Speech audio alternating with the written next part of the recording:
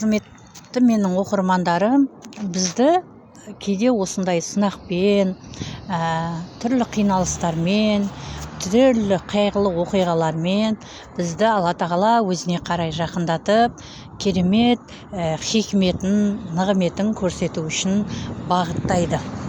Бірақ біз оны дұрыс түсінбейміз.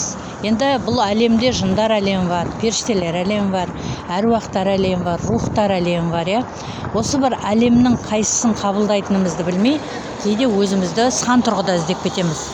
Осындай кезде Алла тағала бізді керемет жағына өзгерту үшін, керемет бағытты тануымыз үшін бізді жетелейді.